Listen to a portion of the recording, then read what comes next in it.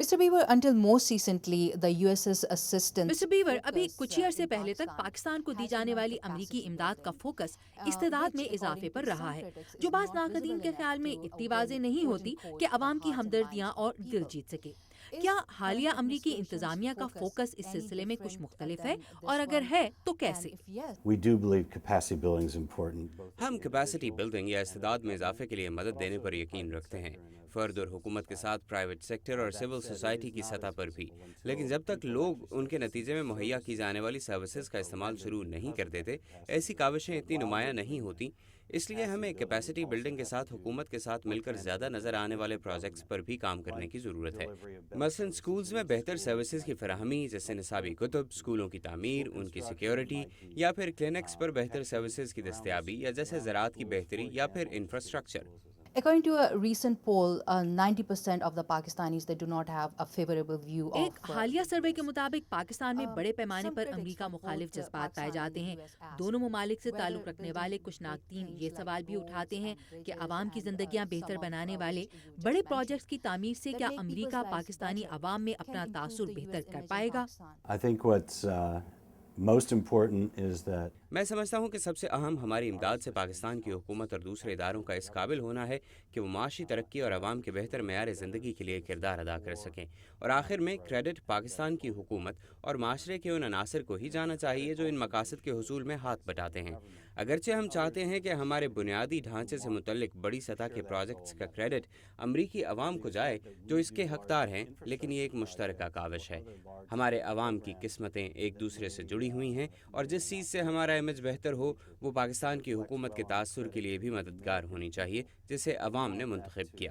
In Pakistan, we hear this criticism a Pakistan lot میں that یہ رائے US عام پائی aid جاتی ہے کہ projects are امریکی امداد کے structured in پروجیکٹس اس such طرح a way ڈیزائن کیے جاتے ہیں that کہ ان کے money تحت مختص کی allocated جانے والی رقم eventually گھوم پھر کر ends up واپس امریکی in the خزانے میں coffers پہنچ جاتی ہے۔ of the کیا US آپ کے government. خیال میں ایسا ہی ہے؟ okay, that's a new one on me. یہ بات میرے لیے نئی ہے۔ ہوتا یوں ہے کہ کچھ ڈالرز امریکہ میں تیار ہونے والے ساز و سامان پر خرچ کیے جاتے ہیں، یا امریکی پروفیسرز پر جو اپنا روزگار امریکہ میں کماتے ہیں اور اس پر ٹیکس ادا کرتے ہیں، یا پھر امریکہ میں لگائے جانے والی اس خوراک پر جو بحری جہازوں پر لاد کر بوقت ضرورت پاکستانیوں تک پہنچائی جاتی ہے۔ یوں اگر کچھ رقم امریکی حکومت کے پاس واپس آ جاتی ہے تو یہ ان ٹیکسز کی صورت میں ہوتی ہے جو امدادی پروگرامز میں حصہ لینے والے امریکیوں اور امریکی کمپنیز کی انکم یا پروفٹ پر لگائے جاتے ہیں، لیکن پاکستان کو دی جانے والی امداد قطعاً اس مقصد سے نہیں دی جاتی۔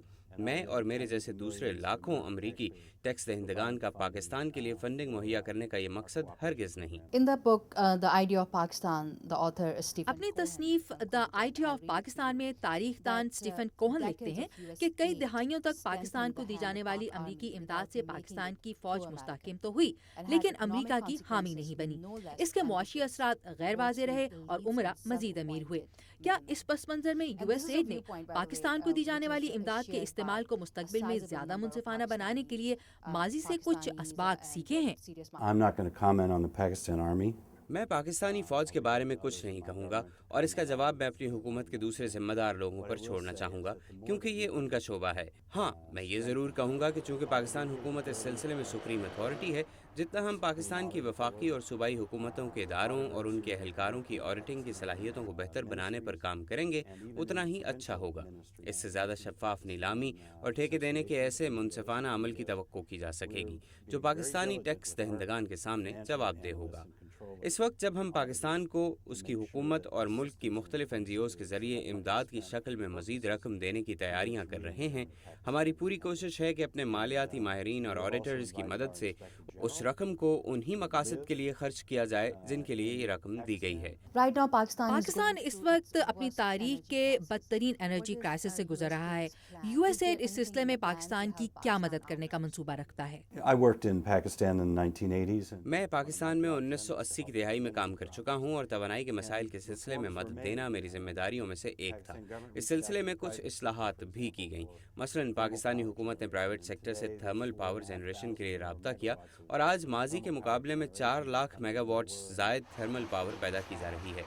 تاہم جیسے کہ تمام پاکستانی جانتے ہیں کہ ریفارمز میں تعطل پیدا کیا گیا، تاہم موجودہ حکومت کو احساس ہے کہ ان ریفارمز پر دوبارہ عمل کرنے کی ضرورت ہے، اور میرے خیال میں سب سے اہم اور پہلا قدم اس میں ڈسٹریبیوشن کمپنیز کے ساتھ کام کرنا ہوگا۔ اور میں پورے جنوبی ایشیا کے ممالک میں اپنے تجربات کی بنیاد پر کہہ سکتا ہوں کہ اس سے کامیابی ممکن ہے۔ جب یہ کمپنیز صارفین کے لیے اپنی کوالٹی آف سروس کو بہتر کریں گی اور بلوں کی ادائیگی کو یقینی بنائیں گی تو ایک طرف صارفین زیادہ تحمل کا مظاہرہ کریں گے اور دوسری جانب مستقبل کے توانائی پیدا کرنے کے پروجیکٹس کے لیے مالی مدد ملے گی۔ in the country to be able to bring more power online. Thank you very much.